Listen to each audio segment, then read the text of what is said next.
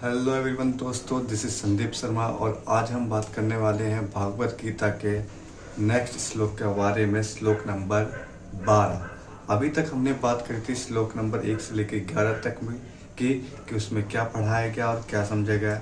हम लोग हमारी जो सीरीज चल रही है वो भागवत गीता के चलिए इसमें हम सिंगल एक एक वर्ड पढ़ के समझने वाले हैं कि इसमें अर्थ क्या लिखा हुआ है, पूरे पूर्णता से कि उसमें क्या लिखा हुआ है ये हम समझने की कोशिश कर रहे हैं। तो चलिए आज टाइम नहीं लगाते हम स्टार्ट करते हैं श्लोक नंबर 12 कि उसमें क्या लिखा गया है। यहाँ पे दुर्योधन के हृदय में हर्ष होना शंख ध्वनि का कार्य है और शंख ध्वनि कारण है, इसलिए जहाँ शंख ध्वनि का कारण वर्णन पहले और हर्ष होने का वर्णन पीछे होना चाहिए, अर्थात जहाँ शंख बजाते हुए दुर्योधन को हर्षित किया ऐसा कहा जाना चाहिए, परंतु ऐसा यहाँ ना कहकर यही कहा है कि दुर्योधन हर्षित करते हुए भीष्म जी ने शंख बजाया। कारण कि ऐसा कहकर संजय यह भाव प्रकट कर रहे हैं कि पितामह भीष्म की शंखावादन क्रिया मात्र से दुर्योधन के हृदय में उत्साह उत्पन्न हो गया। भीष्म जी के इस प्रभाव को करने के लिए ही संजय आगे प्रतापवान विशेषण करते हैं। यद्यपि कुरुवंशियों में आयु की दृष्टि से भीष्म जी से अधिक वृद्ध व्यक्ति कोई नहीं थे, जो कि भीष्म के पितामह शांतनु के छोटे भाई थे। तथापि कुरुवंशियों में जितने बड़े बूढ़े थे उन सब में भीष्म जी धर्म और ईश्वर को विशेषता से जानने वाले थे। अतः ज्ञान वृद्ध होने के कारण संजय भीष्म जी के लिए विशेषण देते हैं। भीष्म जी के त्याग का बड़ा प्रभाव था। वे कनक कामिनी के त्यागी थे, अर्थात उन्होंने राज्य भी स्वीकार नहीं किया और विवाह भी नहीं किया। भीष्म जी अस्त्र शस्त्र को चलाने में बड़े निपुण थे और शस्त्र के भी बड़े जानकार थे। उनके इन दोनों गुणों को भी लोगों पर बड़ा प्रभाव पड़ा था। जब अकेले भीष्म ने अपने भाई विचित्रवीर्य के लिए काशीराज की कन्याओं को स्वयंवर से हरा कर ला रहे थे, तब वह स्वयंवर के लिए इकट्ठे हुए सब क्षत्रिय उन पर टूट पड़े, परंतु अकेले भीष्म जी ने उन सबको हरा दिया जिनसे भीष्म अस्त्र शस्त्र की विद्या पढ़े थे। उन गुरु परशुराम जी के सामने भी उन्होंने अपनी हार स्वीकार नहीं की। इस प्रकार शस्त्र के विषय में उनका क्षत्रियों पर बड़ा प्रभाव था। जब भीष्मशर सहसर सोए थे तब भगवान श्री कृष्ण ने धर्मराज से कहा कि आपको धर्म के विषय में कोई शंका हो तो भीष्म जी से पूछ लें, क्योंकि शस्त्र ज्ञान का सूर्य अस्त्र चालकों को जा रहा है, अर्थात भीष्म जी इस लोक से जा रहे हैं। इस प्रकार शस्त्र के उनका दूसरों पर बड़ा प्रभाव था।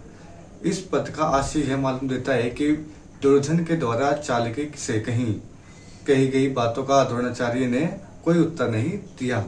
उन्होंने यही समझा कि दुर्योधन चालाकी से मेरे को ठगना चाहता है, इसलिए वे चुप ही रहे। परंतु पितामह दादा होने के नाते भीष्म जी को दुर्योधन की चालाकी में उसका बचपना दिखता है। अतः पितामह भीष्म द्रोणाचार्य के समान चुप न रहकर वात्सल्य भाव के कारण दुर्योधन को हर्षित करते हुए शंख बजाते हैं। जैसे सिंह के गर्जना करने पर हाथी बड़े पशु भी भयभीत हो जाते हैं, ऐसे ही गर्जन करने मात्र से सभी भयभीत हो जाए और दुर्योधन प्रसन्न हो जाए। इस भावना से भीष्म जी ने सिंह के द्वारा समान गरज कर जोर से शंख बजाया। दुर्योधन के साथ द्रोणाचार्य विदा का संबंध तथा भीष्म जी का जन्म का अर्थात कौटुंबिक संबंध था। जहाँ विद का संबंध होता है वहाँ पक्षपात नहीं होता, पर जहाँ कौटुंबिक संबंध होता है वहाँ स्नेहवास पक्षपात होता है।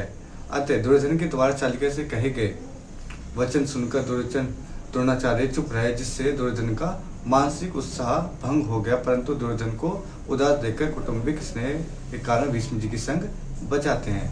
तो ये हमारा श्लोक नंबर 12 समाप्त होता है कि इसमें क्या लिखा। इसमें ये बताते हैं कि भीष्म पितामह जो कि सारे शस्त्र चलाने में निपुण थे और एक बहुत बड़े योद्धा थे और वो धर्म को भी बहुत अच्छे से जानते थे, क्योंकि वो भगवान में ज़्यादा विश्वास करते थे और उन्होंने शादी ना करने का और सारा राज्यपाट ना लेने का भी वचन ले रखा था, जिसकी वजह से उन्होंने कभी भी ना तो किसी से कुछ मांगा, हमेशा से उस राज्य की रक्षा के लिए वो तत्पर रहते थे। और उनका मानना ये था कि दुर्योधन एक बचपने की हरकतें कर रहा है, मतलब बचपन के तरीके से सोच रहा है, तो वो शंख बजा देते हैं और युद्ध के लिए तैयार हो जाए ताकि वो खुश हो जाए थोड़ा। जबकि भीष्म जी को पता था कि कौन जीतने वाला है और कौन हारे। उनके कई बार समझाने के बाद भी दुर्योधन नहीं समझा, तो उन्होंने युद्ध का फैसला कर लिया और युद्ध करना चालू कर दिया, क्योंकि उन्होंने उस राज्य की सीमा का नेतृत्व करना था और उसका सुरक्षा का भार उठा रखा था, तो उन्हें युद्ध करना ही था। तो ये हमारे अगले नेक्स्ट श्लोक में, इस श्लोक में लिखा होता है, श्लोक नंबर 12 के अंदर। तो चलिए अब हम कल पढ़ते हैं श्लोक नंबर 13 कि उसके अंदर क्या लिखा है। तब तक के लिए अगर आपको हमारी वीडियो अच्छी लगती हो तो प्लीज़ चैनल को लाइक शेयर सब्सक्राइब कर देगा, चैनल को सब्सक्राइब एंड वीडियो को लाइक एंड शेयर जरूर कर देगा अगर आपको अच्छी लगती तो। अगर आपको अच्छी नहीं लगती तब भी लाइक कर देना। पढ़ने में थोड़ा सा मेहनत लगता है, पर मेहनत की बात नहीं है, मेरे को मज़ा आ रहा है पढ़ने में, लेकिन लाइक कर देंगे तो अच्छा लगेगा थोड़ा सा, बस इसलिए कहने हो।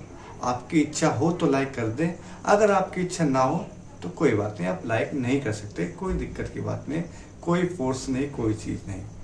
हम एक से लेके पूरे के पूरे जितने श्लोक हैं सारे श्लोक एक एक वर्ड के साथ पढ़ेंगे, तो बने रहिए हमारे इस सीरीज के साथ।